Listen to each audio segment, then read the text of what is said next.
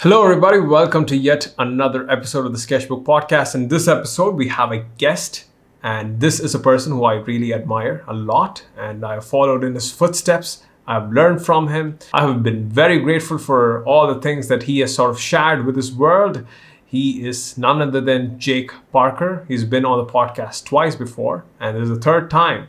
And I want to really dig his mind and sort of understand the wisdom he has gained from over 20 years of being in the art industry. So that's what we did today, right? We did a whole lot of things, like things about, he's a creator of Inktober. We talked about Inktober, thinking in terms of 3s and 5s for a project, all those little concepts that he has that actually helps artists very practically. His thoughts on social media, his career, how he's sort of approaching it, how to say no to things that are enticing, and the concept of slow productivity. We sort of got into that. And we talked about the American comic book industry versus the manga industry and sort of how to break it into the comic book industry, some practical steps and things that you can sort of do, and also a whole bunch of other personal things that he sort of shared, some personal life advice, which I found to be very, very useful. So this was probably one of the most practical concept heavy podcasts that I've ever done with Jake, because he's always sort of like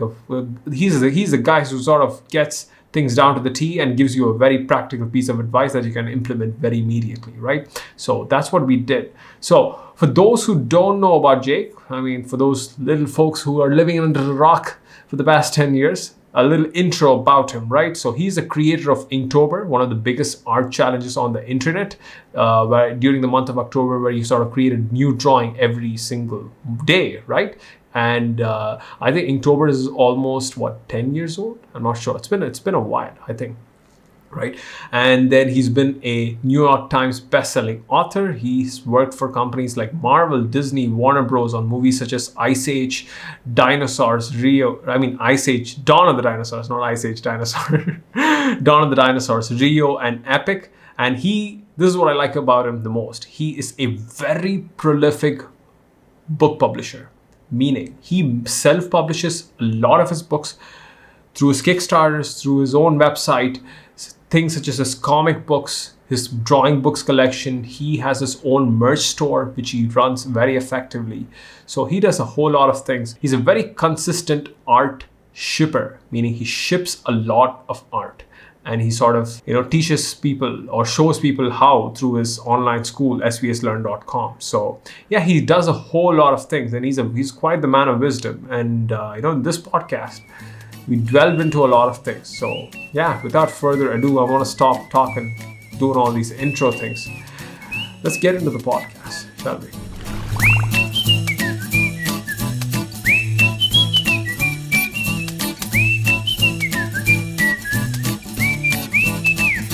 We're just going to start, it's like this is how we start. Now I do the intro separately. That's fine. You know it, right? So yeah. That's fine. So sounds good. Let's start with a very nice, easy question. What did you have for breakfast? Or do you fast? I had in the oatmeal. You had oatmeal Uh-huh. With oatmeal with apples in it. So I make oatmeal every morning for the kids, and then I go on a run, and then I come back and I eat I just have whatever's left over from what I've given them. So. Do you like wake up very early? I mean, I remember you telling me that, like, what, do you wake up at 4?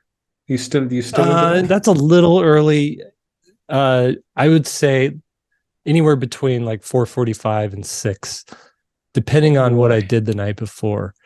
So like this morning it was a 6 a.m. rise and shine, because I was up late, a little bit later last night doing and late for me is like 10:30. 10? Really? Wow. That's quite the contrast. Like 2 o'clock is late for me. Yeah. 2:30. I mean, I've been there. I've been that guy before who's done, the all-nighters and 1 a.m. every morning. Or no, I'm watching Netflix. I was not working. Oh, okay. And definitely not the productive waking up, staying up late part. Yeah. Oh God. And then you just wake up late and just get to things every day? Stuff? Yeah, well, I mean, this is a a living, breathing, working household of a family of 7 people, right? So Wow. 7 people that have 7 different things they've got to do. Uh-huh. And part of my job as a parent is to make sure that, my kids get up and get going and doing what they're supposed to be doing. And so like, Ah.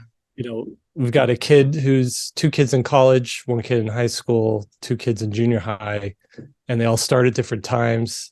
Wow. And a lot of them have dietary needs, like there's food allergies and Like, stuff. So oh, my literally. wife Okay.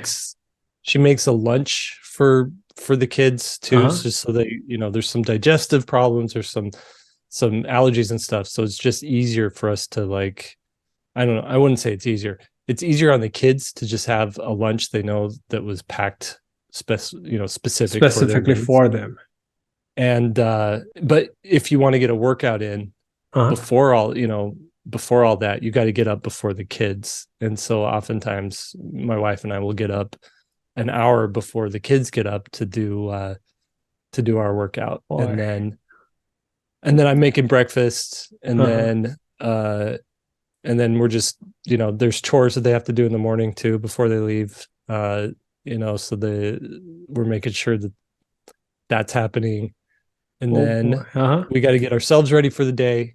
And then usually I'm into the studio by 8 a.m., 8:30 a.m. God, you And do all able to this. get. You make breakfast for the kids, pack lunch, and then get your workout in, and then you get to the studio by 8. Yeah, yeah. I mean, between 8 and 9 is usually, and then usually I'll start. I get into it, but I don't start work yet. There's usually like a 30 minutes of just like a meditation, Uh-huh. a kind of a spiritual centering Uh-huh. before I get into work, just so that I can like catch my breath. In the morning, Ah. the morning isn't easy, Uh-huh. and then and kind of recenter myself and get going on the day. So you just don't come in and like I'm gonna get right to my like deep work and just start that. No, no, you just sit and meditate, or is it like just organize your mind for the day? Yeah, it's organized my mind for the day, but it's also I read scripture, I read stoicism, Oh, and then I really? usually have like, Or is it the daily stoic, something like that? yeah, Oh exactly. yeah, this good. Oh, nice. Yeah, so I'll read those things, and then I'll usually take, I'll write notes or whatever on thoughts and feelings on what I'm studying and what I'm thinking about, and then Ah, my work. wow, I have two directions. I didn't want to sort of ask you these questions. I mean, as in like I want to keep it very strictly art, but Mm-hmm. I want to ask you how long have you been married so far right now? Is it I got married in 1999. oh So we're at 24 years. It'll be 24 years this year. congratulations, one. Thank And you. two, how do you stick with someone for that long? I mean, Yeah, that's a good question.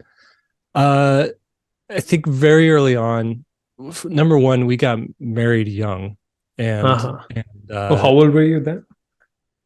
early 20s. I was 22, or yeah, I think 22, right? So, Wow, wow. but we grew up in a culture where like that wasn't crazy, and it Uh-huh. was That was the normal actually, thing. Yeah, that makes yeah, sense. it was like I have a bunch of friends who also were getting married young. My Uh-huh. parents, a lot of our friends' parents who got married young, older siblings. So it's kind of like not wild that you're like only 22 getting married. So there was Uh-huh. this cultural support, I guess, for that. So it wasn't, Mm. it's not as crazy as it sounds. However, I know right now the climate is so different. It's like that yeah, 24 years exactly. is like long, right? Right, When grandparents are like right. married like 30, 35. I mean 40 years. And that's like, it's just 40 years. Right. So the your environment supported it. Hmm. Yeah, exactly. And so we had a lot of support, and I had a good job already. I was working in the animation industry. I worked for a studio, and I got that job. I kind of dropped out of school to take that job, and it was like this nice stable footing financially. Right. And Right. so we were able to, married a couple of years, then had a kid, then had another kid, and I kept working and stuff. But to your question, how do you stay married? For 24 years. I think clay, right? Sculpting clay or whatever. Yeah.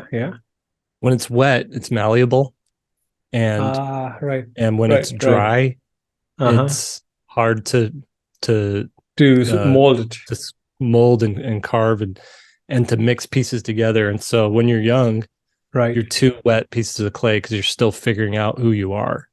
And when you join together and mold your life together, you end up kind of shaping each other. And I think the older that you get, the drier your clay becomes. And it's a little bit harder to mix your clay with someone else's clay. And so not that it's not, you're gonna have I to get wet it. your It's not clay impossible, again. but you're saying it's like, okay, it's very easy to sort of, start young and build that part or do the molding part at the front. Right. So you either have to, re-wet your clay and mold it with someone, or find someone who's a compatible shape with your shape. That's, it's already dried. Right. So I think there's that. And then there's another principle in that a marriage isn't each partner giving 50% and making 100% between the two. It's each partner gives 100%. Right. And you don't ever expect I don't know, there's like, you expect your partner to have their own autonomy, but also you respect your partner enough that you don't foist on them things that's like unexpected or overly expected of them. Meaning take your expectations and sort of put it on to them. Right, exactly. Or you're putting your likes and interests, or trying to project your likes and interests on them and trying to have them reciprocate that. Yeah. So I think so like we have things that we both like together, but then we have things that we don't like, and she's allowed to have her own taste in music. And it doesn't have to be, she can watch her own movies. I mean, like she doesn't have to like Avatar. Right. And I'm allowed to watch my Westerns and not force her to watch a Western with me, so right. it's like that's essentially that's the thing. Yeah, where it works. And then you have to keep checking in with each other and just defining where you're at, like where are we at with each other, and that's not to say it isn't ever hard and there isn't fights. I mean, you're sharing your life with someone who's different than you, but you just work on it.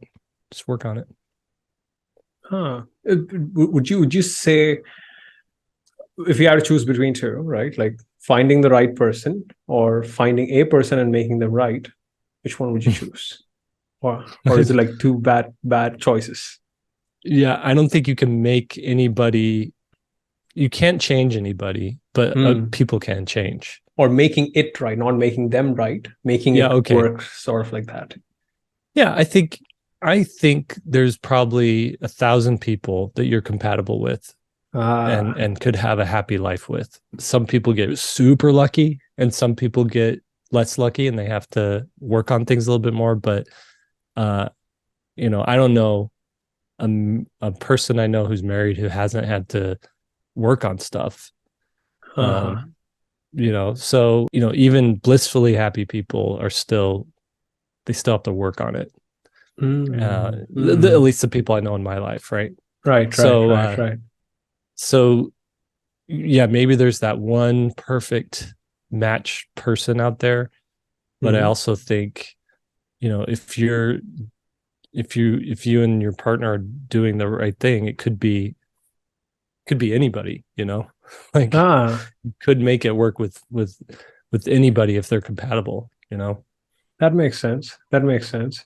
I'm asking you this, and or I've been quite interested in this particular aspect of things in terms of uh, relationships in general, because I found that to be very analogous, or it's like sort of very similar to the projects that we choose, the art that we pick, and then Mm-hmm. you sticking with something, you picking a particular path and sort of going through that particular path. You don't know whether it's right or not, whether you want to sort of stick it out, or quit it Mm-hmm. and go, or like you would say, I've seen you use that analogy, just to flirt with certain projects or marry Mm-hmm. certain projects. Yeah. So I've found that relationship to be sort of very, very, interesting. But anyway, so this is something I wanted to ask you. I was like, good, good. So Yeah. like, I want to sort of go from there to a more like a simple thing, which is like, if what do you say when people ask you what do you do? It's like, what is like your one line elevator pitch? I mean, I know what you do. Everybody who knows Yeah. you, what you do, but someone who does not know you, and they're like, man, like, what do you do? What do you say? Oh, I get this a lot. So it's I'm an illustrator. I Uh-huh. do children's books and comic books. Ah. And if they're like, oh, that's interesting, and they move on, then we leave it at that. But if they want to know more, then I start peeling back more layers to it. And oh yeah, I spent 12 years in the animation industry, and then I Ah. transitioned over to more publishing. I've been doing that Uh-huh. for the last 12 years. Um, and then, if they want to know more, oh, Mm-hmm. and I also started a business. It's called svslearn.com. And we teach people how to illustrate, how to do uh, what I do. it's And a if they sort want of to a know more, multitude of things. yeah, if they want to know more, if the conversation keeps going, oh, and I started an online challenge. It's called Inktober. Inktober. We do it every October, and I explain what that is. And then, and then usually the conversation's over by then. That's the most popular thing, is it? Like, have you ever, like most people know you for Inktober, right? I Or think so. Traditionally, it's been that way. Like, yeah, oh, right. he's the Inktober guy. But then the last several years, I've been trying to, with Inktober, not have it be like Jake Parker's Inktober, but have it be more of, this is a community project, Mm, and mm. highlighting and spotlighting and celebrating the Uh-huh. artists within the community. Where, I think if you go on the Inktober Instagram account, you'll be hard pressed to find something that I've created Yeah, yeah, yeah. on there, you You know? can't find it. I get it. Yeah. I mean, you can So, find it. yeah, It's yeah, deep down there, among the probably like the millions of artworks that are being posted. right. Well, and because when it was smaller, I did want, you know, people wanted to know who was behind it. People wanted to know, uh, they needed direction and guidance for it. Mm-hmm. And Mm-hmm. so there has to be someone who's like a face of it. And Uh-huh. so for a long time, I was like, well, you know, I was trying to get people to participate, trying to like explain what it is, and be the Uh, the somewhat evangelical about right, right. No, no, that Inktober. makes sense. That makes sense. And then once it got its own life and its own inertia, Mm-hmm. I didn't have to be that anymore. It kind of sold itself, right? And Right. Yeah. so then I was like, well, let's shift focus away from me and on Mm-hmm. other artists. And so every week in October Mm-hmm. on the Instagram account, we have a new artist that we highlight, and they get to share their artwork. They essentially do a takeover on the account, and we have a story with them, and mm-hmm. they share, where they're from and how they work and what inspires them and where to buy their work. Um, Right. Because Inktober's mission is it's to awaken the creativity within people, right? And we do that. The challenge is set up to do that in 3 ways. Number one, to teach people or to show people how to get better at their craft. Number 2, to help artists find an audience for their work. Right. Essentially to get exposure to gain a following. And number 3 is the flip side of that. It's to help you find inspiration and to find other artists. Right. And so it's the whole purpose is, at its core is you just get better at doing something 30 days in a row. It's inherently something that pushes you and inspires you to reach something that's a little bit outside of your of your comfort zone. Yeah, right. And when you do that, you grow and improve. And the byproduct of that is when you post a piece of artwork every single day for 30 days, people pay attention. They want to see your growth and they want to see what's going to happen next. You know what? How I told you this particular thing? Because I think I gained my first 40,000 subscribers after participating in Inktober and posting a video on Inktober every single day. See? That's what I put did. In the work. You do it daily. Yeah.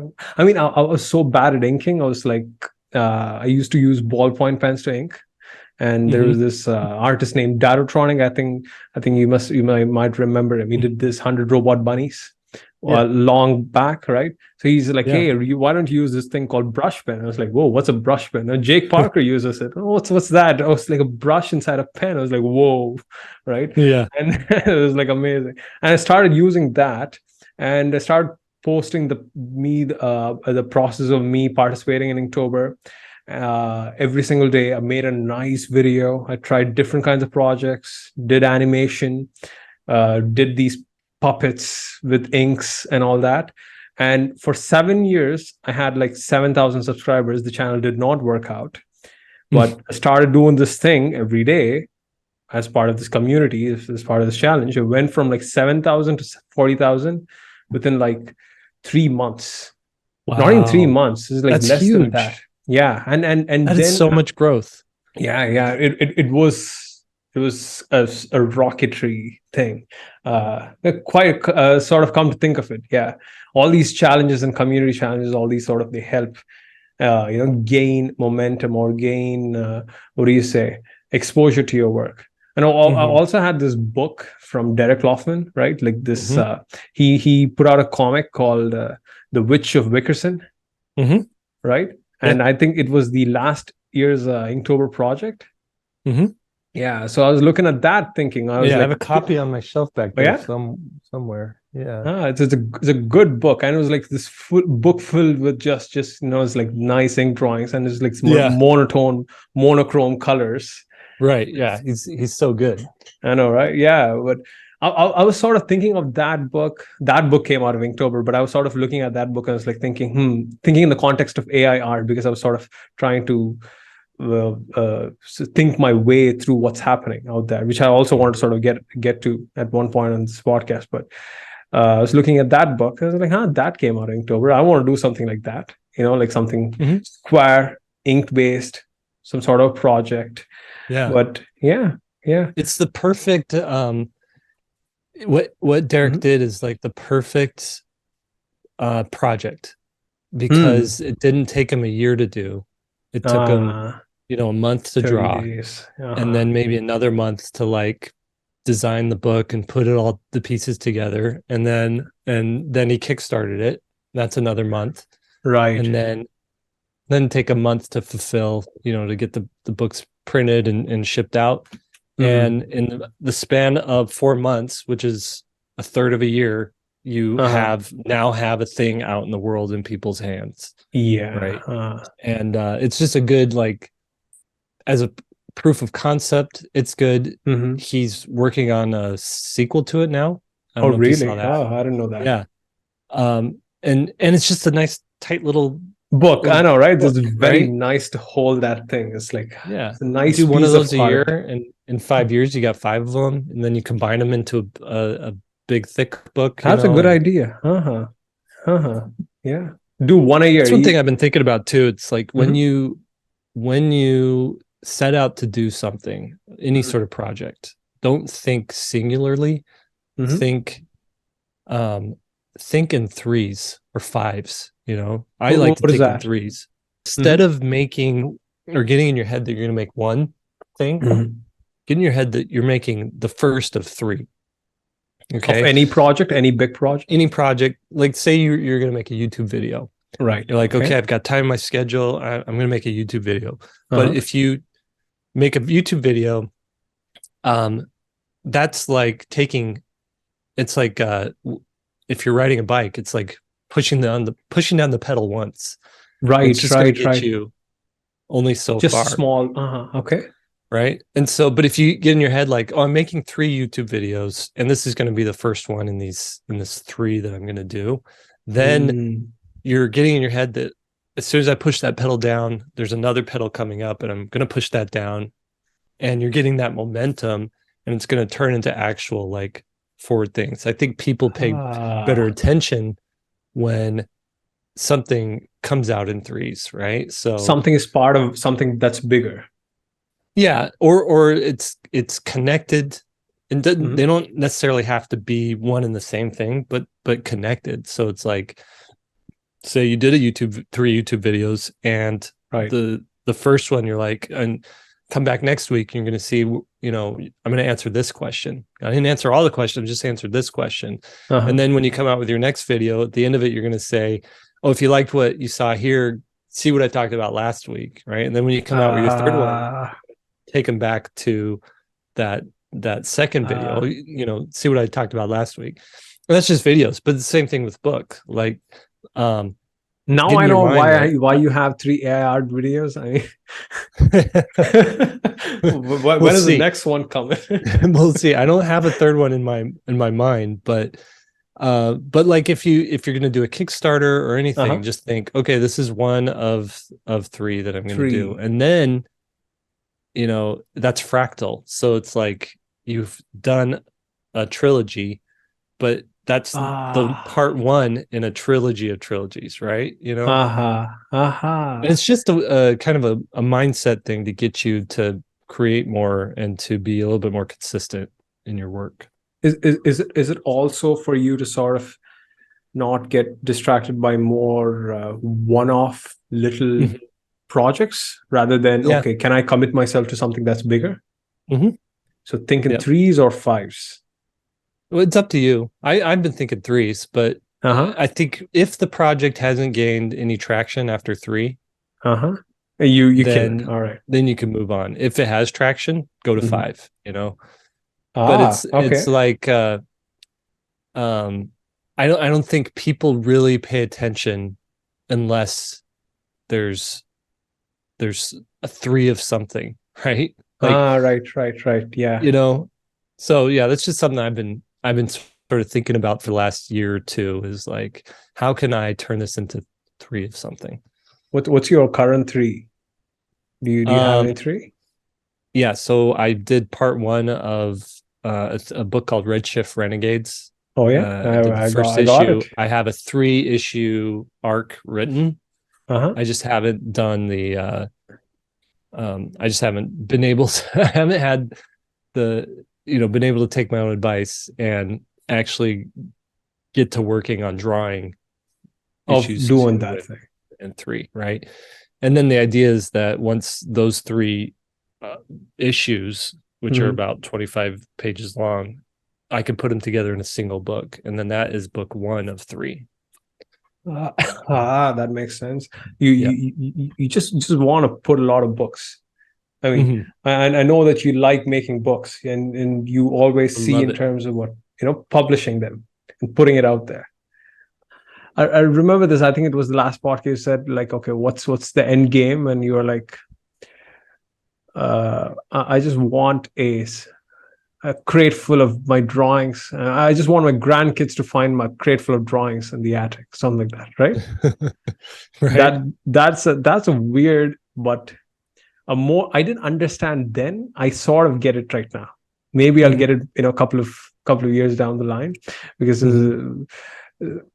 like, what else is there, right? What else is there Mhm. other than, and just legacy seems a bit too elusive, Mhm. or it seems a bit too undefined. Mhm. The only thing that we seem to have sort of control over is something somewhere in the vicinity of our own surroundings, and that means probably our own family, and something to do directly tangible to them. Anyways, Right. I'm sort of going in that direction. I wanted to ask you this. Okay, so Inktober, right? Like this big challenge of yours, but I'm noticing. I mean, the trend of you seems to be very much the same since last time. And I'm curious as to say how you're sort of taking your art practice from where it's sort of evolving. Because over time, I've just noticed you going back and back away from social media or away from things. Or is it just my own perception? You can tell me that. Uh, you seem to be focusing more on producing work, right? Publishing books, publishing comics. And I especially really like the question. I think I've sent a message to you, right? Like, what would your work look like in 5 years? Right. Mhm. In one of your newsletters. That one hit me really. That one made me Mhm. helped me make my first short film. So, kudos to you. Thanks for that. Yeah. So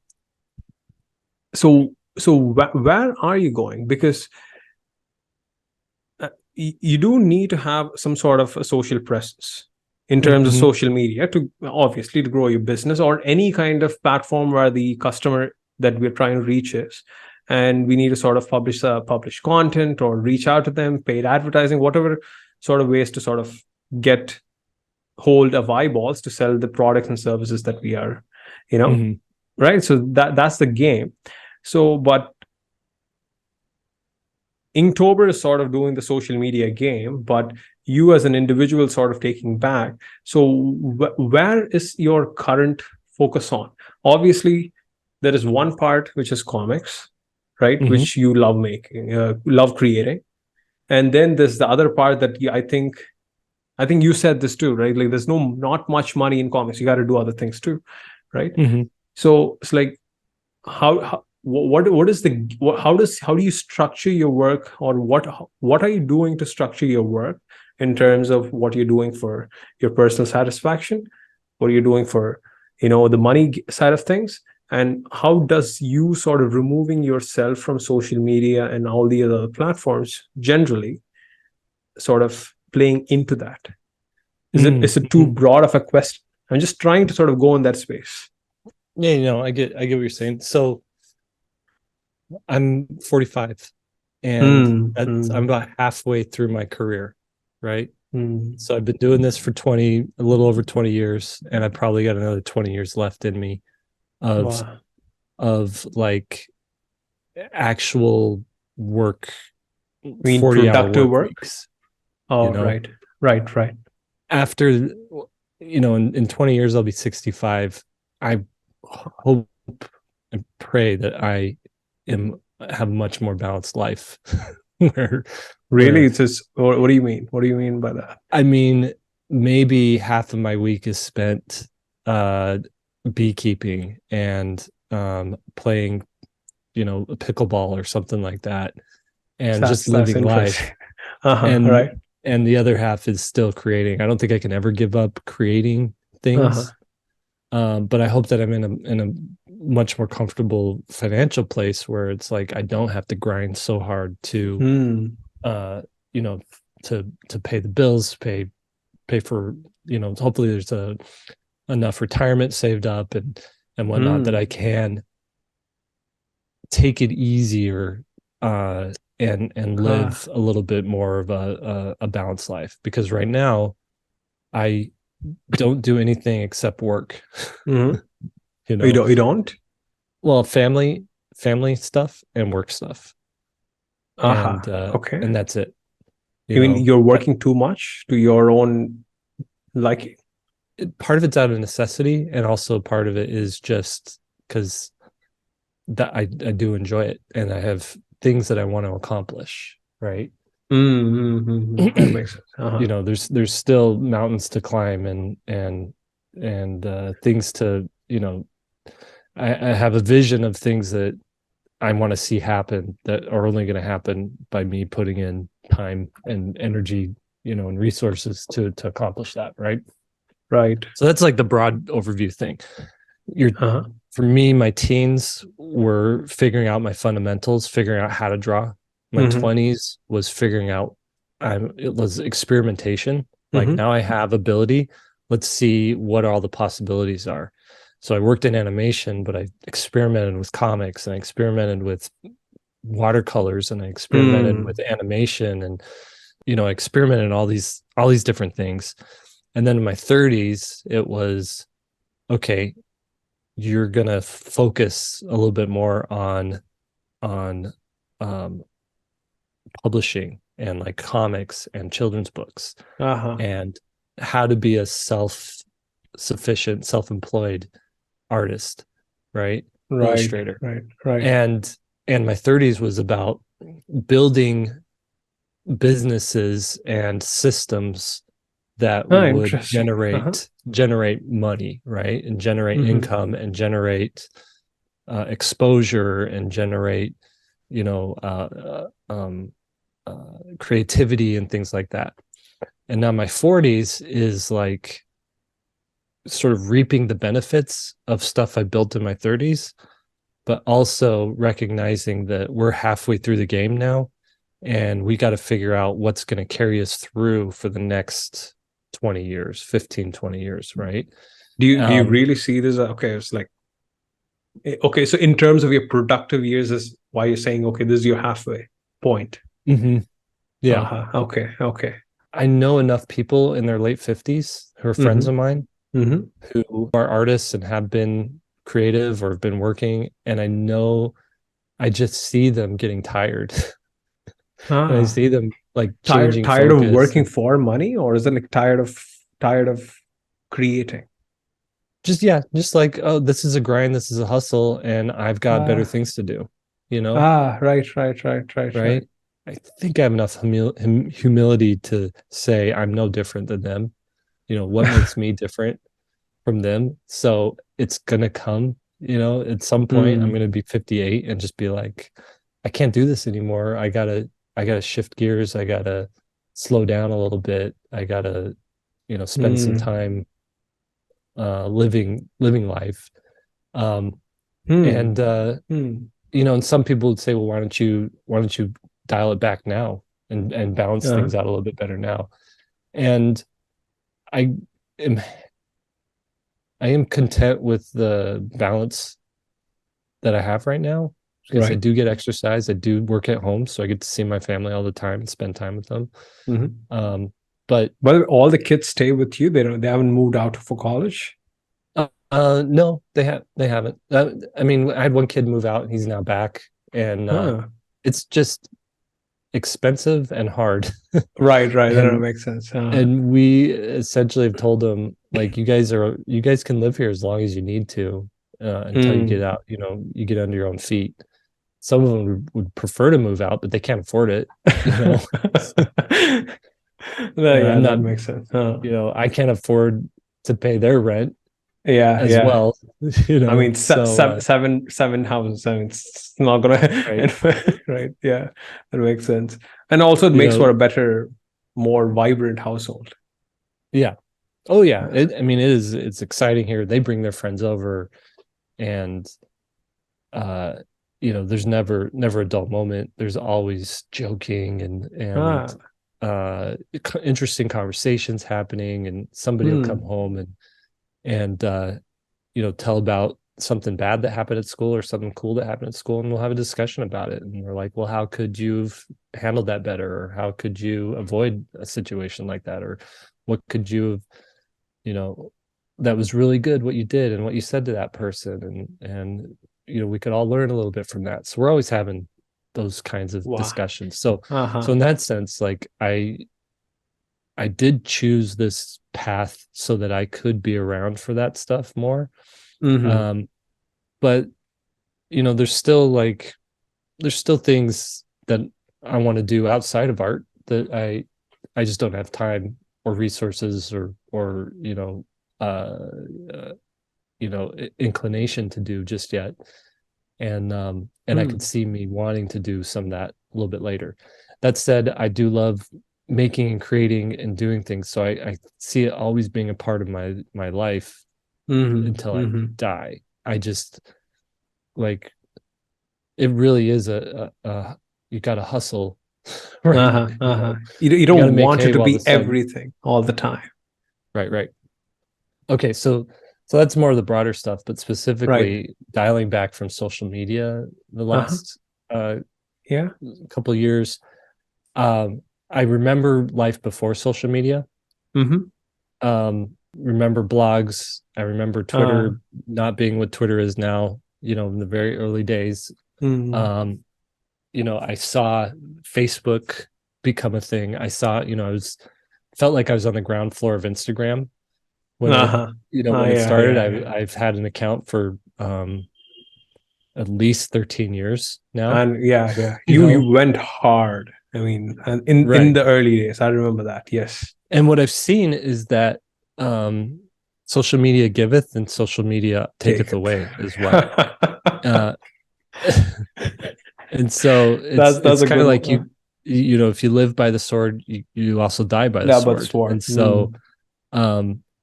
And so what happens is you can get caught up in that being what the world is and where everybody is and what's most important. And you could see that these trends that pop up and they last for a couple of weeks and then they die down and think that that's the only thing that matters at that time. Right.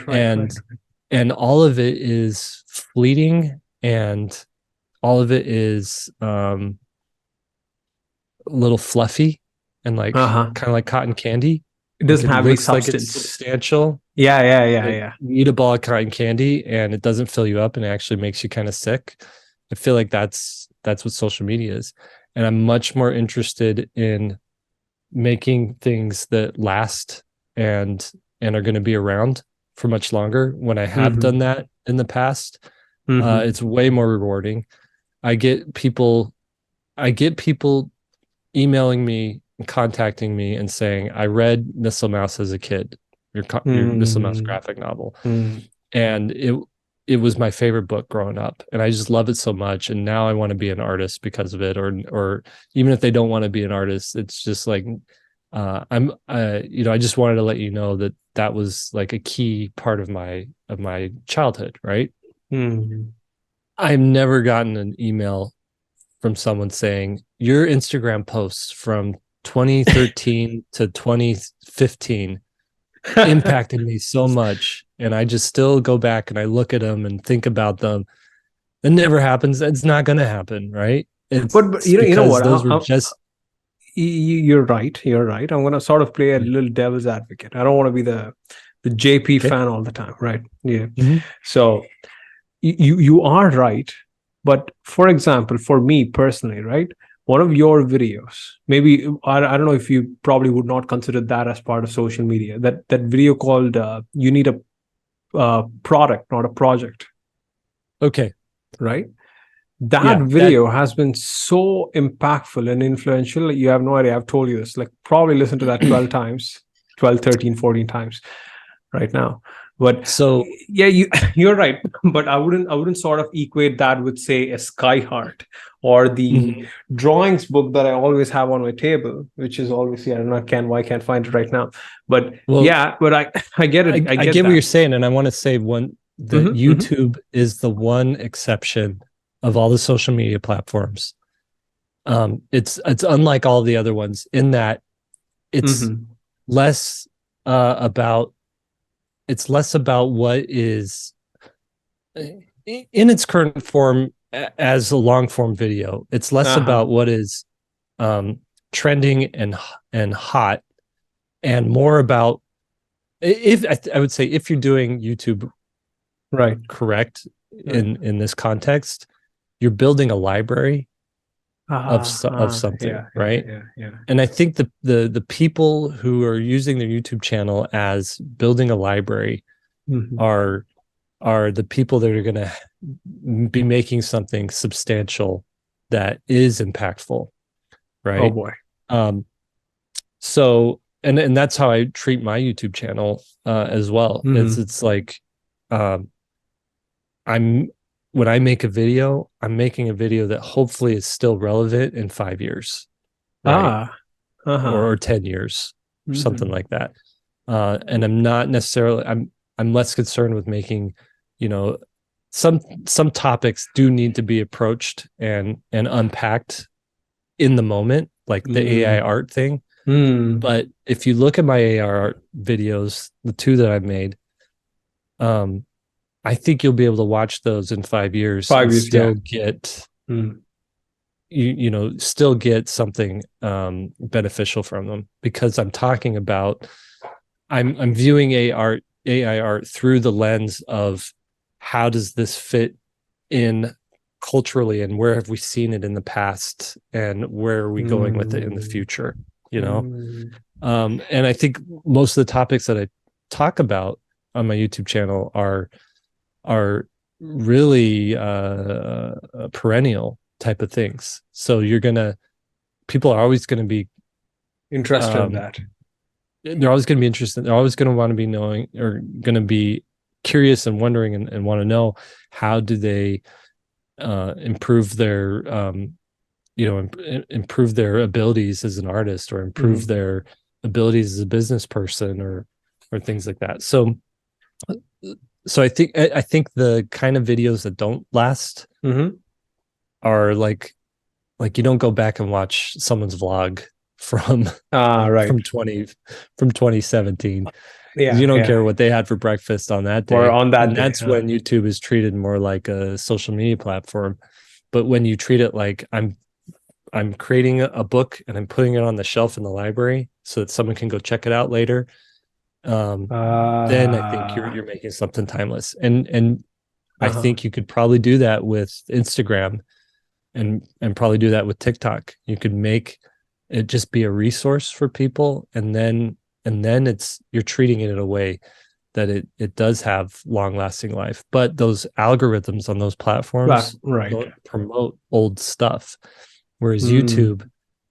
because YouTube is a search engine, Mm-hmm. people are always going to YouTube to find out things and to learn things, and to check on things.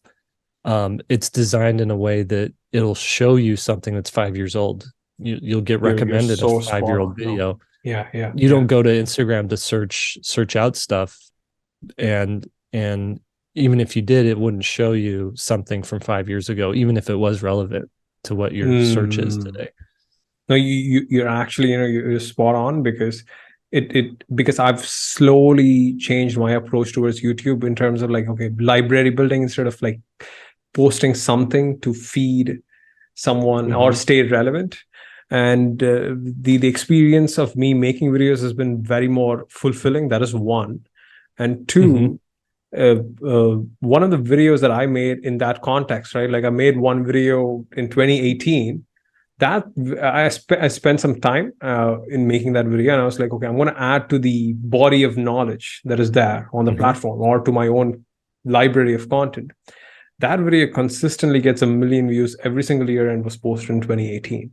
And Mm-hmm. I literally don't do anything. And whenever I sort of get to a point where I'm just going to post something because it's been a while since I posted, those are the videos that sort of doesn't sort of Right. work well. And Right. okay, another thing, I feel like I've unlocked something while you're sort of talking about it. So it is like there are two kinds of content that we as professionals or artists sort of can post on social media. One Mm-hmm. is the thing that adds to the collective knowledge of society, which sort of builds upon one another and sort of Mm-hmm. stays relevant in the longer game of that knowledge building. The other Mm-hmm. one is sort of the cotton candies, to just say, Mm-hmm. hey, hi, I'm here, Mm-hmm. like me, or give Mm-hmm. me a comment or something like that, right? So then stay away from platforms that encourages this, mostly Instagrams and TikToks type deal, right? or I wouldn't say stay away from it, but Mm-hmm. leverage that, use it for Uh-huh. what it is. Use If you has its place. Uh-huh. It has its place. Yeah, cotton candy Mm. has its place. Yeah, You just know, just don't have it for breakfast or right? lunch all the time. So, like, I know a lot of people today are using Reels, TikToks, Instagram, or YouTube Shorts Mm-hmm. for essentially as exposure, as a way to get people noticing them, and Mm-hmm. then the idea is that you then funnel them into some of your longer form, your more substantial, your storytelling, your educational stuff, just to get them Mm. into your system. And Uh, I think that's certainly a valid thing. route to go, you know. Right. So it's not like this or that then, but Hmm. I think that interesting that framework which I just understood while I was sort of while we were speaking makes sense a bit more sense to me. It's like separate this or know what is what. Is it Hmm. relevancy or the game of relevancy, or is it a game of adding collective knowledge or or adding to the body of work or adding to the library? Yeah, Hmm. then that sort of builds the other one sort of fades Yeah. away to some extent. I think your other strategy is Mhm. you document, you don't create. Create. So I was looking back at, I think this you know, kind of taken a backseat on social media, or just Mm-hmm. lightening how much social media I post, is because I recognized that I was creating so much for social media and not enough Mm. for actual books and projects and things like that. And so what happens is, I kind of had um the equation backwards, where I was like, Mm-hmm. let's make a drawing that will do really well on Instagram, and then let's do 120 of those and then collect those in a book and sell that book, right? Okay. That was Uh-huh. what I had. That's what I did with my 5 issues of drawings books. Right. Okay. Right. Drawings 1 through 5 were Uh-huh. post cool art, get likes, collect Uh-huh. all those drawings in a book, sell the book. Uh-huh. And now what I'm thinking is make a really good book, Mm-hmm. and the whole time you're making it, share the process of it, document the Ah. process of it. Mm. Here's a drawing for this book. Here's a thing that I created that's going to go in this book. Here's a new character for this book. Then sell that book. And now you've been in Ah. charge of the thing that you're making, not Instagram, not social media being in charge of the thing that you're making. Wow. Okay. Because I was sort of thinking in terms of that. Okay, just create some sort of pieces of work, make it, put it out there. It serves as content, collect it as part of a bigger project. So it's like, okay, so then get away from that. Think in terms of a project that is worthwhile, some Mm-hmm. sort of a good project, and then Mm-hmm. see what viable content can be made from that Mm-hmm. project or documenting from the making of that project, so that Mm-hmm. one, it serves as, say, exposure to the project, obviously, but Yeah. you end up making a good project. Right. Right. Ah, how do you say no to, say, things that are very enticing, uh, in terms of, say, certain projects? Because see, what you're saying makes sense right now, but Mm-hmm. we often get into the trap or into the clouds of our own thinking, and we forget our own philosophies or principles sometimes, or at least I don't know, I'm Mm-hmm. probably projecting. But how do you differentiate and how do you say no? Like, how do you say Yeah. no to a project that you should probably not be I doing, but think you what you feel like you're do doing? is, yeah, I think you say not yet. Ah. Be- You know, Ah. because if you're playing the long game, if you're like, well, I'm in this for 40 years, Wow. uh, then Wow. then you just say, what do I want to do right now? What can I do right now, given my liabilities that I have, but also given my strengths? That's what you work on. And if anything that looks enticing that comes up, Mm-hmm. you know, unless there's a very compelling, reasonable, like honest reason for you to stop what you're already working on to work on that, you just tell it not yet. And that doesn't mean you don't still work on it, because It's just not yet. Yeah. it's just not yet. Okay. So what I've been doing is a thing called slow productivity. I get this from Cal Newport. Oh, what is that? Yeah, I've been hearing about that a lot. Yeah. So essentially what it is you, instead of feverishly working on something day and night to finish it, you have, you change your mindset from, I'm thinking that you can get a lot done in a day to knowing that you can get a lot done in a year. Right. And you think on those larger time scales, like what can I get done in a third of a year, in those 4 months? What can I get done in a year's time, instead of what can I scramble to finish this week or today or whatnot? And so when you start thinking on those time scales, or what can I get done in 5 years? And you start thinking like, okay, this doesn't have to come out this year. It can come out next year.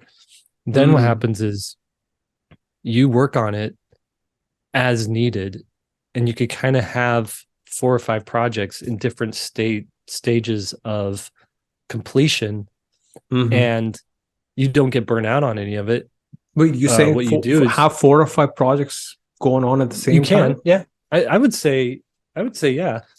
As I'm thinking about it right now, like I have a comic story that I've written, and so that's like sitting over here, right? And I can come to that as soon as I spend a little time on this project over here, which is a series of prints that I'm making. And those series of prints, let's say I want to make 12 in a year instead of 52 in a year. They're going to be a little bit, I'm going to give them a little bit more attention that's needed. I can ink them one week and color them the next week and still go and like work on some of these other things. And really it's just about carving out a certain amount of time every day to work on your stuff, and not worrying about what you got done that day, but being more concerned about what you get done in a year's time. Does that make sense? So oftentimes you could be like, I only have 4 hours to work on this project. I better do as much as I can in these 4 hours and work and hard. And sometimes that ends up, in my case, it's end up like you get an hour into it and you're already like too tired to go on, or you get an hour into like ramping yourself up and psyching yourself up, and you still haven't like accomplished anything. Whereas if you just come to it like, let's just ease into it. Let's like see what we get done today. Let's write 400 words. Right. And the next day we'll just write another 400 words, and eventually like train yourself that when you're in that time period, it's just work time, and it's not stressful. You're not like trying to get too amped up in it, but you're just methodically, easily like chipping away at these things. I like to think of it like what I call erosion creativity or erosion productivity, whereas a drop over time can like bore a hole into a rock, right? Right. Build a stalagmite, or it can break the rock in two, or something like that, right? Yeah. But okay, I'm sort of playing. I really want to get to 2 very important things that I want to talk to you about. But before that, something on this thing. So I've tried something similar to that, but I probably did not have the patience part set straight. I was thinking in terms of too short of a time frame. Lately, I've been thinking in terms of a decade. What can I do in like next 12 years? That has really made me a bit, I was like, okay, I'm going to be still 40 by then, right? That has made it a bit more easy. But don't you think, or is it not better? You start something, you put all your focus and effort into it, see through see through its finishing point, and then start another one, or does that only work in, say, managerial projects or very, say, you input in, input out kind of projects, or something very not artistic or creative, Mhm. or maybe in the world of creativity, in the world of us making comics and books and stuff, Yeah. you just gotta have, say, multiple things, and you jump from one thing to another thing and just go in. Yeah. I mean, that's I had Ryan Claytor on my YouTube channel. I interviewed Oh, wait, him. yeah, was he the person who talked about the phoenix and the Yeah, the Phoenix versus the oh, octopus. yeah, yeah, Right. yeah, yeah, yeah, uh-huh. And his thing was don't be an octopus, be a phoenix. Octopus has its tentacles in 8 different Mm, things at the things, same right, time. And the phoenix burns bright and hot, and right. then, finishes a thing, dies, and then rebuilds itself back up and burns bright and hot, and it's very much focused. And I think I I don't think there's any one way to Do do things. something. I think it's up to you as a person. You have to take into consideration all of your, again, your strengths and your liabilities. Like somebody might have ADHD and they just can't focus. uh And so, it's gonna, mhm, they just physically can't they can't focus. And so they have to spread it out over a bunch of different projects, right? mhm, mhm, They have to work on something one day and then work on something different the next day, mm. um uh you have somebody who might have crippling debt and they're trying to get out of it, and so they have to have a job to like pay that off, and so they're not able to spend 40 hours a week on their creativity but only 5 hours on a Saturday on Right, it, right, right, right.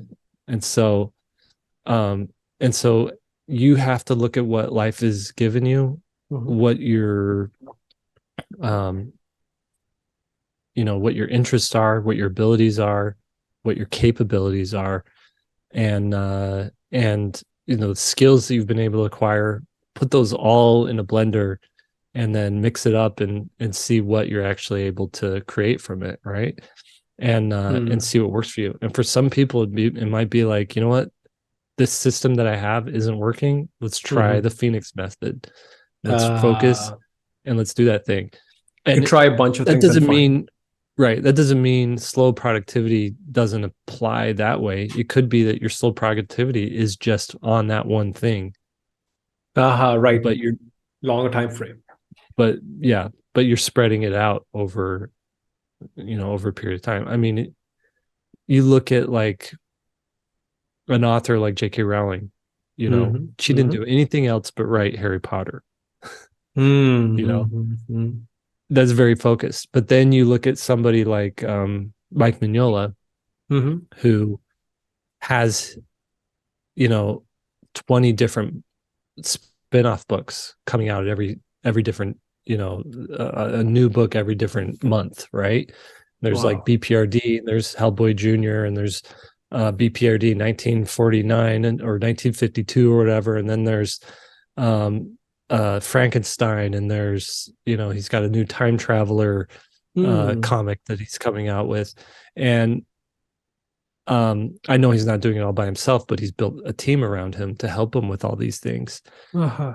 You Uh-huh. know, and for many years he just did Hellboy, and so now he's in a different phase of his career where he's like, let's broaden this empire out as far as we can go with it. Mm. Um, and maybe that allows him to just work on Hellboy, but I can't imagine there isn't some managerial administrative stuff that he has to, like, at least story meetings that he has to Uh-huh. attend to, and maybe he does enjoy that, right? Right, right, But right. but he could also have been like, no, I'm just going to draw Hellboy, and the only comics that come out are the ones that are drawn by me.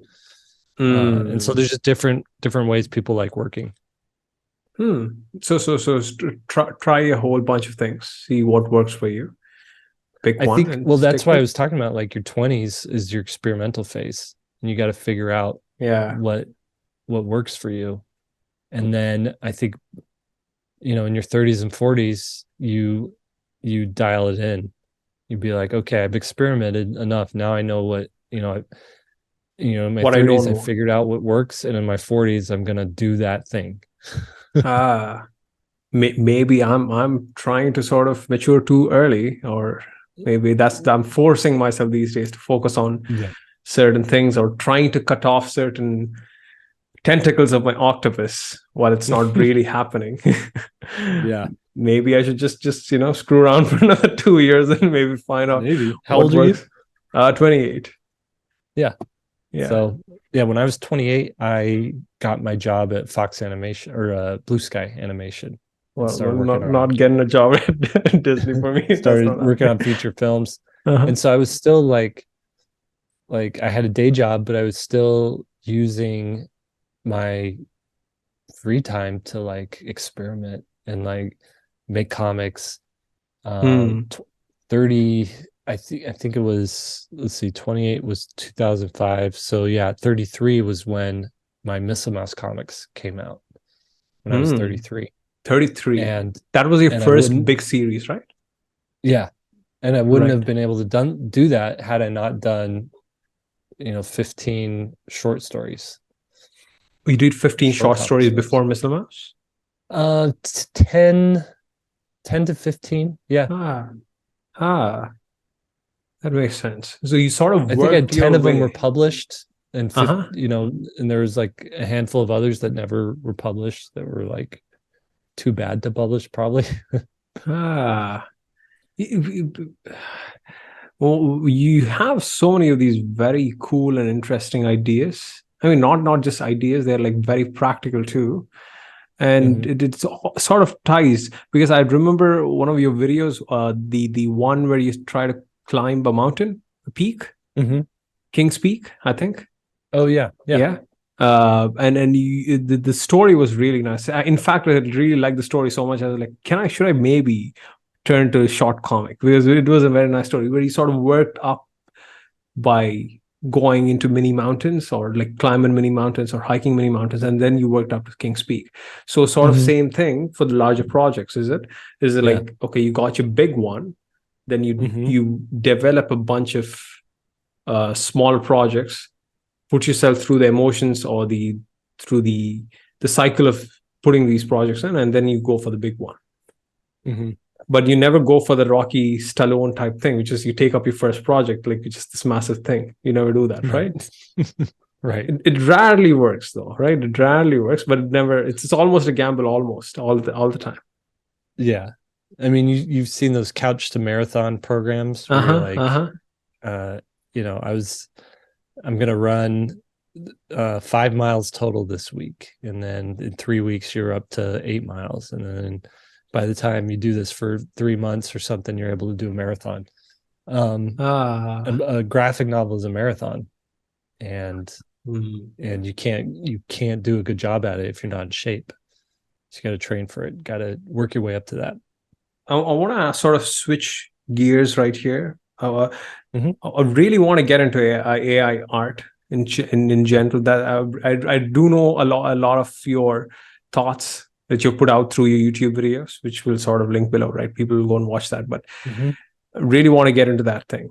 But I want to sort of get into the the comic industry as a whole, because I've been sort of getting some data or listening to some people who are sort of trying to break into it, and I'm looking at, say, how viable is it for certain people. I want to ask you a couple of questions there. I have the student trying to sort of mentor, like in terms of, say, the art side of things, Mm-hmm. and he is this person in his late 30s, 36. He sold a company, ran a marketing agency, and he wanted to ask you this very specific question, which was like, okay, he knows that he's sort of getting into an industry that is not as valued as much. I mean, not on the artistic front. I'm just talking strictly from the commercial point of view, right?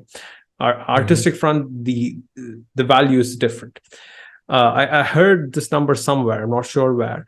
The American comic or North American comic industry sort of always has been at that $1 billion market cap or something like that Mm-hmm.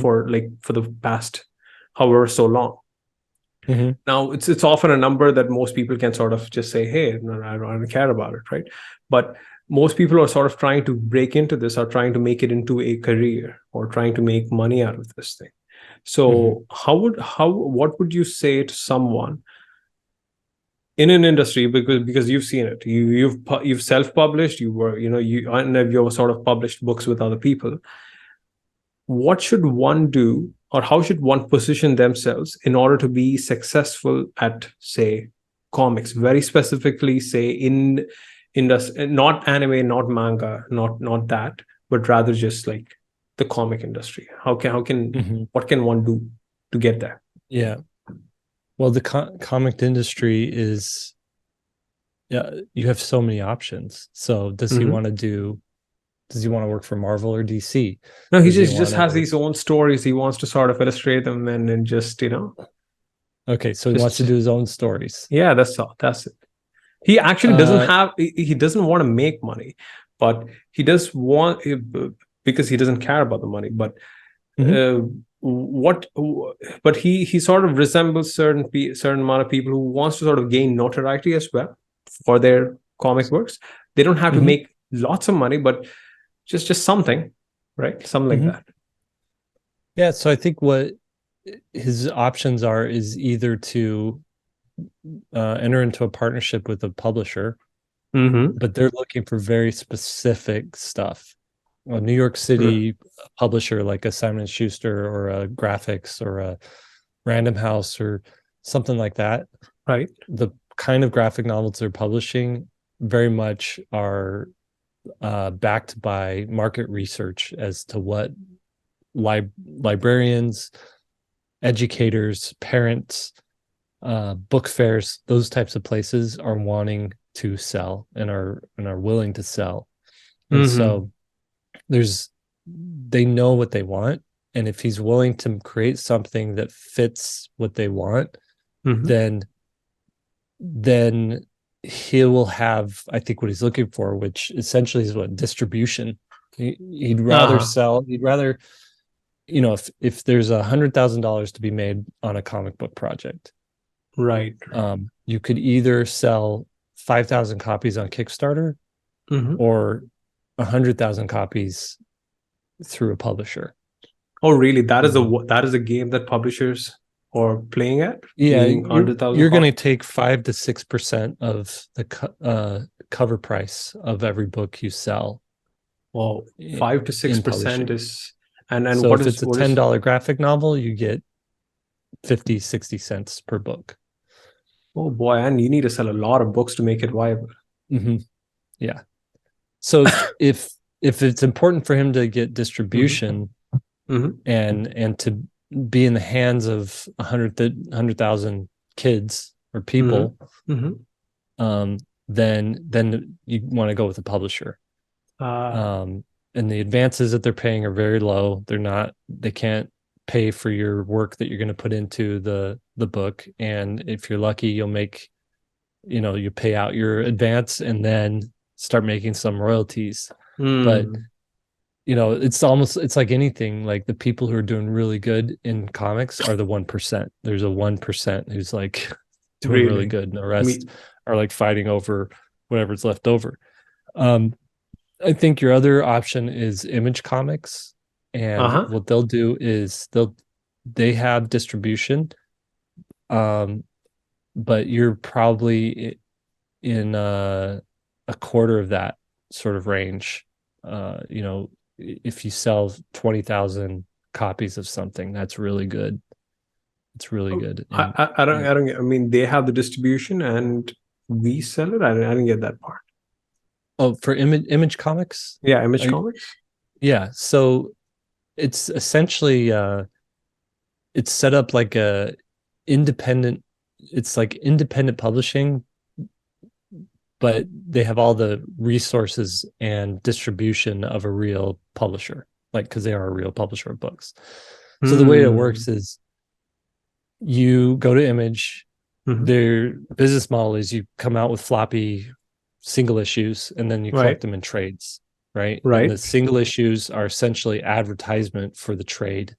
So you're Ah, going to sell a ah. lot of issue number one, and you might not sell any of issue number 6, but they're all advertisement for the trade that's going to come out, and then you're going to sell a bunch of the trades at comic shops, but at bookstores as well, and on Amazon and stuff like that. And they've got it all set up. They could sell your book at comic shops, at bookstores, and on Amazon, and cons as well, comic conventions. Okay. In order to get that deal, you have to submit to them 3 issues finished. And then each issue is like a 24-page type thing. Yeah, exactly. So you got to put in a lot of work up front. And then, if they decide, yeah, this is good, we'll publish it. They pay you out of the sales of the books. Okay. So minus their administrative costs, which is a few $1,000s. But so you can make a lot of money from Image if your book is selling well, because the creators are taking most of it. And then there's a separate deal for trade paperback sales, where they get a percentage or something of that. But it's still very favorable for creators, and you get to own your work. So if Hollywood sees it and they're like, we want to option this, you got your work. Image Comics isn't part of that deal. It's between between you and them. But then Image also has imprints like Skybound, which is Robert Kirkman's book imprint. And essentially what they'll do is it's the same as if something like Boom Comics or some of these other comic publishers, where there's like a 50% ownership of all the properties, but they're going to also pay you to make the thing. So you can get money up front to make the thing, but you also don't outright own it. Right. So you have a lot of different options. Essentially. And but if you don't care about distribution and you don't care about any of that, just go 100,000 people reading your comic, and you really are interested in just making a very small, devoted audience that's there's nothing between you and them, then you're going to self-publish, and you do that through Kickstarter or whatever. If he has money, he can just print a book and build a website and try and sell it that way. But Kickstarter is a great way to get access to an audience that you wouldn't normally have access to, because they'll match your Kickstarter 1 for 1. If it's successful in the first day, if you're able to fund in the first day, and you've got 500 people who are going to back your Kickstarter, Kickstarter will go out and find another 500 people to back your Kickstarter. Oh, really? Yeah, if you look at, like, I could show you the back end of all my Kickstarters, and it's I'd love to see always that. 50%. Like, here's how many people found this project through Kickstarter. Here's how many people came from outside sources, which were all the people I was like trying to drive to it. Oh, so is that why you always prefer to sort of go the Kickstarter route and for your books? Yeah. But would you ever release, say, Skyheart through a publisher? Because I know it's your thing, right? It's your avatar, and you would probably want it to be in the hands of literally every person. So you would want to sort of go down the publishing route. Have you sort of had a offer from a publisher, a 3-book deal for Skyheart, but it was put on my plate at the same time I had like so much other stuff going on in my career with like Inktober and with SVS Learn, and I was like, if I say yes to this book project, then I have to say no to all this other stuff. And I just the calculus in my brain was like, you know what, not yet on that book project. Let's save it for later. That's a good one. Now, will I get that deal again? That was the deal for the time. Yeah, I don't think anybody's giving out 3-book deals right now. So if I wanted to go do Skyheart, it would definitely be a 1-book thing, and I'd have to whittle that story down into something that could fit in 1 book. And then if it's successful, they'll move on from there. But so it is going to happen. So it's not like Skyheart is just like, it's not yet right now. for you? Yep, not yet. Because it's been a while. It's been a while since the first book, right? Yeah, That makes sense. That it makes came out in sense. 2018, so it's been about 5 years. Yeah, it's a good book though. But listen, I would love to spend all day doing comics. I can't, I honestly can't afford it. I can't afford to do comics. That is the question right there. Is Yeah. like, is it an industry that people can't afford to sort of do full time? There's a long runway. So What does that there's a mean? long runway. So essentially, if getting airborne is Right. Okay. supporting yourself, right? Uh-huh. In comics, it's a very, very long Oh, runway. You're right. on it for a long time, and then you lift off. In the animation industry, Uh-huh. you put together a portfolio, apply for Uh-huh. a job, and all of a sudden you're getting paid, 70,000 a year or whatever, starting out. Really? Oh. And so you could work in animation and just be, you know, And be able to and afford make comics. rent, be able to afford food or whatever, and do comics on the side. But like for comics, uh, if you want to do the image route, you have to draw 3 issues first. Okay, so while I'm drawing those, unless I have, if that takes me 6 months to do or 3 months to do, working on it and putting all my time and energy into it, what am I going to do to pay the mortgage payment while I'm working on those comics? So you either have to save up your money. This is me in my life with trying to provide for a bunch of people. You either have to save up enough that you can take off 3 months to work on your comic, and then but then you need another 3 months to work on the next 3 comics so that those are ready to go when the first 3 came out. So it's essentially you have to have a half a year's worth of pay saved up in order to do any sort of comic project, or all a year the time or something like that. Yeah. And the advances that you're getting from New York City publishers right now are not great. $50,000 at most, I think, for some of these comic projects, and I've seen as low as $20,000 for an advance. Oh boy. And for how many page comics, or is it like 150 150 to 200?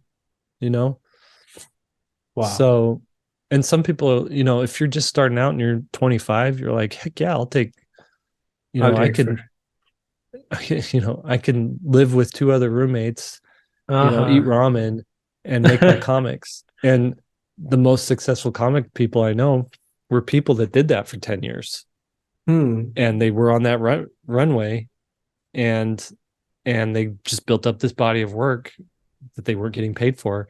And then they hit it, and they reached, this level of success that it could essentially back pay all those years they spent like putting into comics. Wow. So it's like you always need to build another, or either you need to hold long enough to get on, till take off, or you build some sort of other thing that sort of funds this whole endeavor. Oh man. Yep. And so I sort of want to sort of revolve around this thing, because if I go on to the next one, it's going to be too long. I just want to sort of let's do one well and finish it off, right? So okay. It's okay. So how do you feel about? Okay, I saw another data, right? I don't know why I'm so into data these days. I don't know. I'm so into like numbers and data. It's so not me from the artistic side, but anyways, it intrigues me weirdly. So I was reading up on the difference between the manga industry and the comic one, and I don't know, for some weird reason, I don't know why, clearly, because I don't read manga. Manga industry is projected to be growing at a much rapid and a higher rate.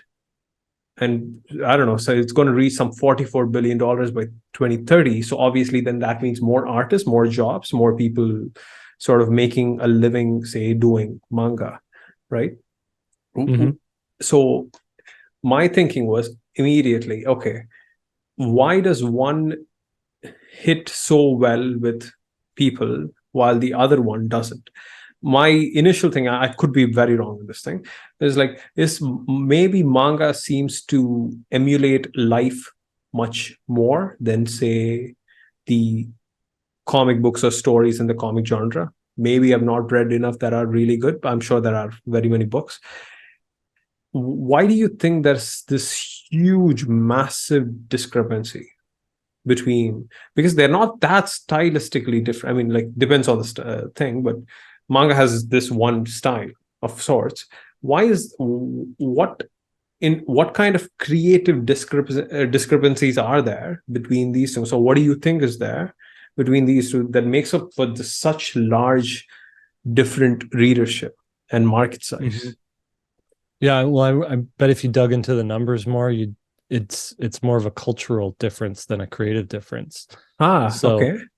Manga's, I don't know if those are worldwide sales numbers, but if they are, then most of those sales are happening in Japan or in Asia. Right. That's what I thought. And there it's just that's where everybody reads it.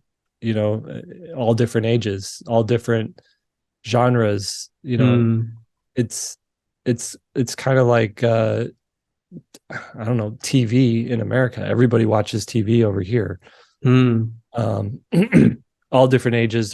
There's TV for everybody here, but not everybody reads comics. Only nerds read comics, right? Yeah. So, I mean, if there was a Japanese Parker family, everybody in the family would read comics. But here in the States, I read comics. A couple of my kids read comics, and the rest of them don't. So why do you think that? Why do you think that is? So is it? What is the human behavior, or do you observe the human behavior aspect of that thing? It's like, why there is an attraction for an individual to go and read a manga while there is not an attraction, or is strictly culture? I think comics still have a stigma in the US in that they're not real books, that they're for kids, and they're for kids who don't like to read. Right. It started like that and sort of stuck with it like that. Yeah. And that might change. There's the last 10 years, 15 years, a ton more kids have been reading comics. Right. And so when those kids grow up, and if they have kids, you'll have this adult subset of the population who still reads comics probably, and they'll be passing that down to a younger generation. So I think we're, big picture, we're 20 years away from mass adoption of, equivalent of the amount of people who read comics in the US as do in Japan.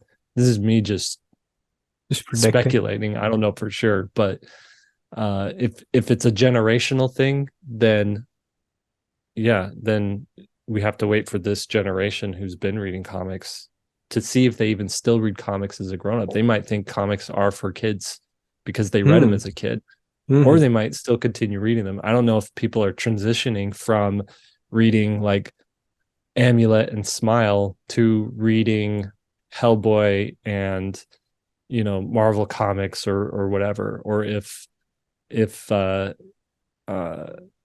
even more mature comics, right? I don't even know if there's a lot of that happening. So it's weird. I mean, there's a bunch of stuff going on here that I don't know. I can't speak to. Yeah, I mean, I don't know who said this. I mean, you can't predict things, but most of the time it doesn't happen, and sometimes it does happen. And it was Neil deGrasse Tyson. Maybe I'm not paraphrasing him well.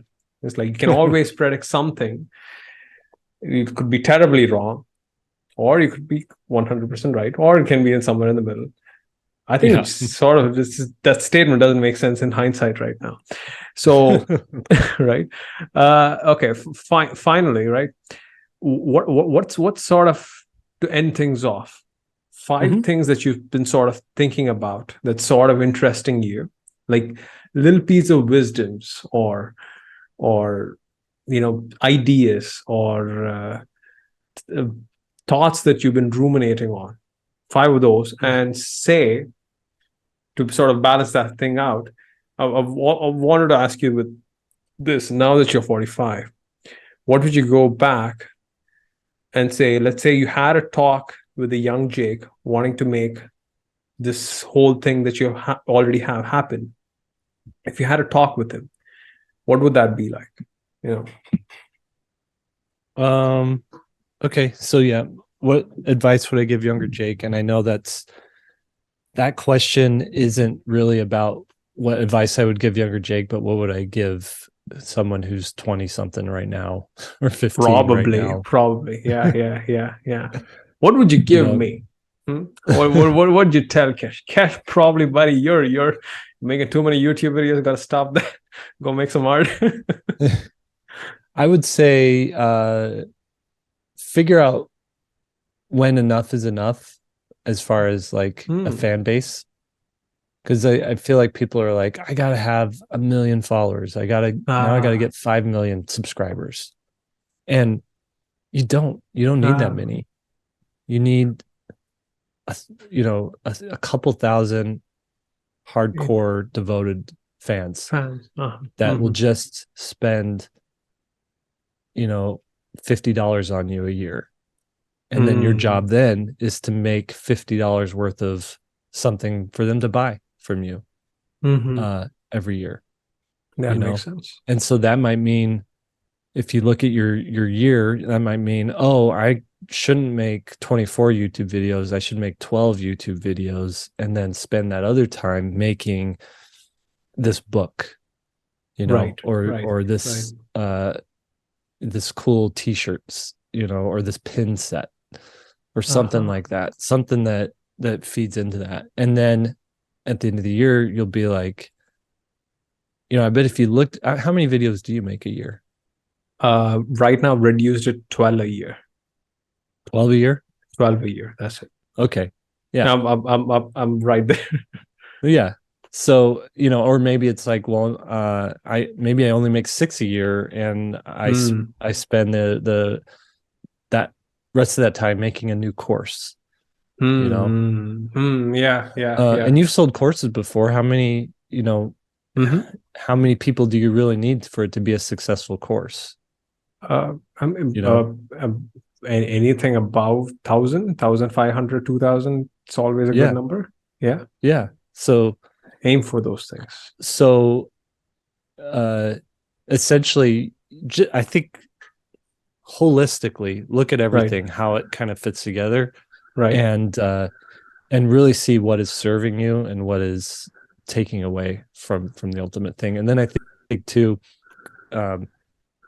think about what does your life look like in 5 years, 10 years, 15 years, ideally. What's your ideal?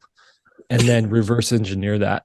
So if you're like, well, I'm 28 now, and when I'm 38, I want to work 30 hours a week.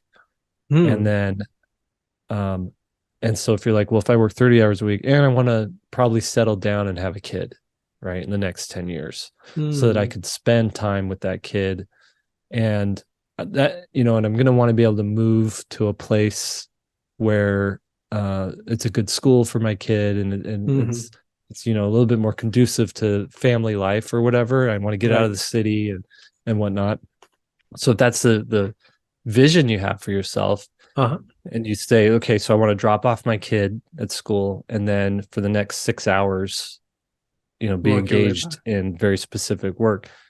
Then you kind of think, what do I, giving the resources and the skills and the energy and everything that I have at my disposal right now, what steps do I need to take to get to that? Is it going to be growing a YouTube channel to 1 million subscribers? That might be it. And maybe you do that for 2 years. In this broader thing, where it also means that I'm going to come out with 5 new courses over the next 2 years, one every 6 months or something like that. And then, or is it, I want to get into publishing and I want to have 10 books finished, in the next 10 years. what, and so you just kind of figure that out. And that's probably my advice, is like, think a little bit more long term. Right. What are 5 things I'm thinking about? Number Yeah. 1, I would say, who do you serve? Mm-hmm. Figure out who you serve. And once you understand that, then you make stuff for them. And when you figure out who you serve, is also figuring out who you want to serve. So right now, when I make a comic, am I making it for me, or am I making it for a fan base? For a certain type of person who I know this will like. Right. And if you're making it for yourself, then you're hoping that the audience that finds it is aligned with what you like. But if you make it for a particular audience, then you know what they like, and you lean into that. So like my spaceships book, my drawings books were like, this is all the stuff I like. Let's make drawings and see who likes it and can enjoy it. It was very self-serving. I was serving myself, but hoping that people would buy it.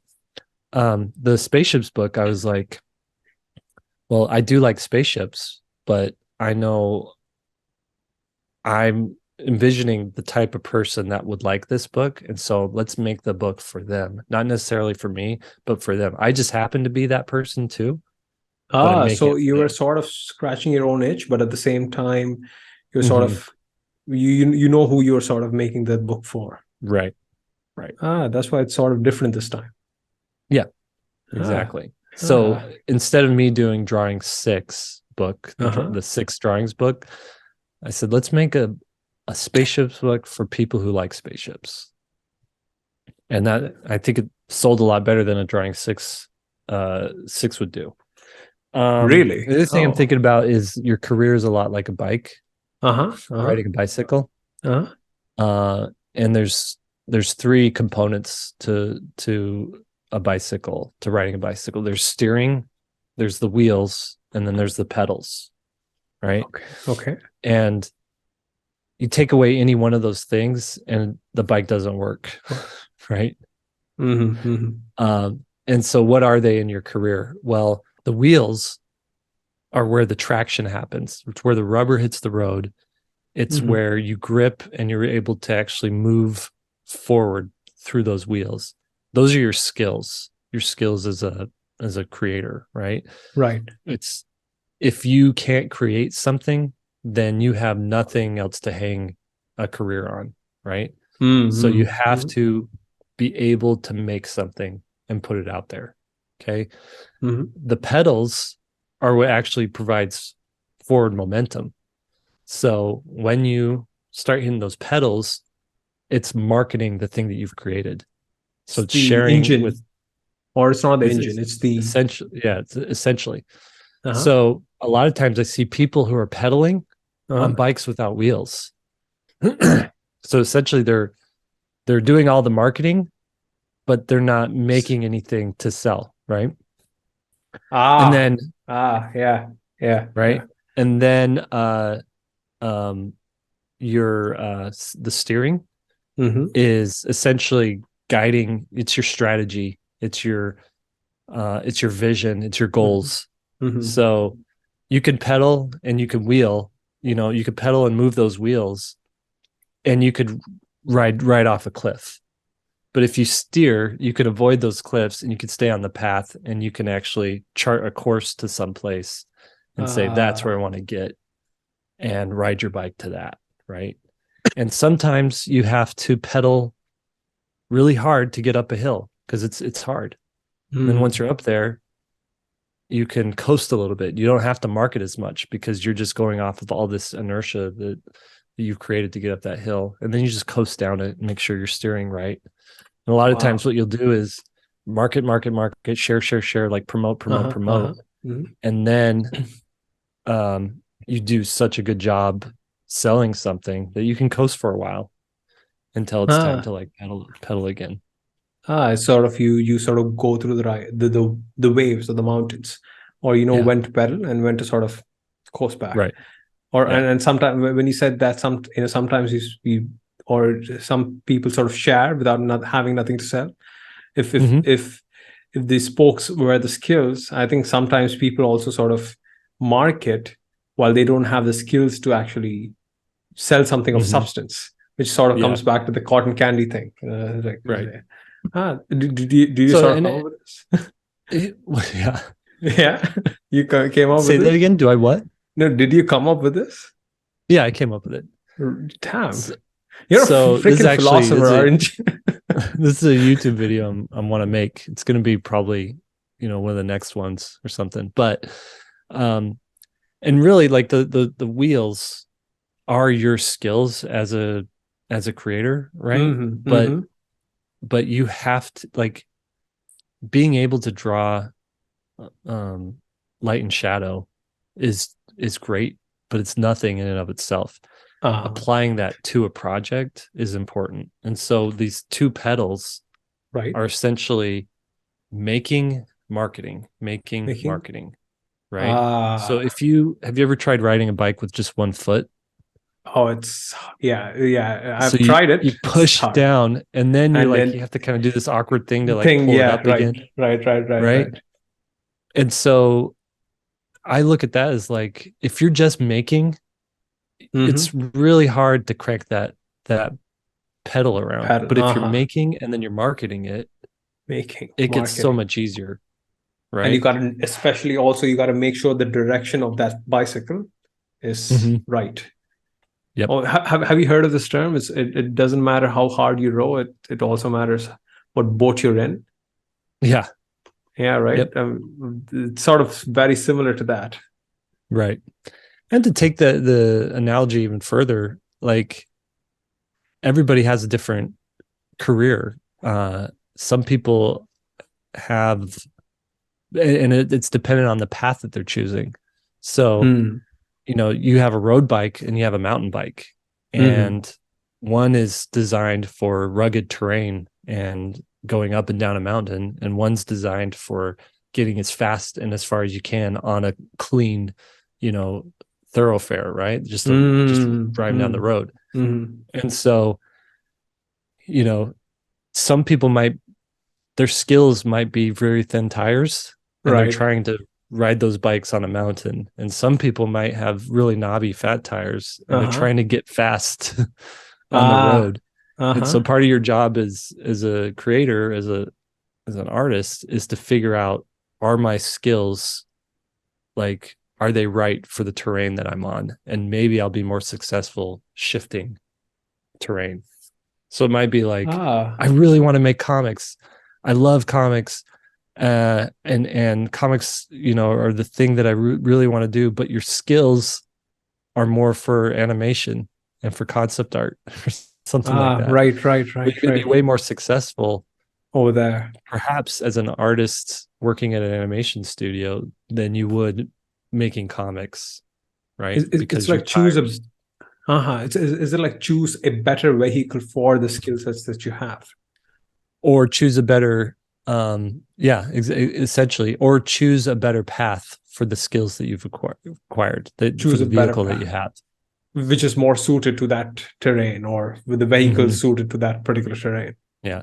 So, some people are more inclined to change their vehicle, and other Mm-hmm. people can't change their vehicle. It's the thing they know how to ride, and Right. so they have to change their terrain, change the Ah, path that they're on.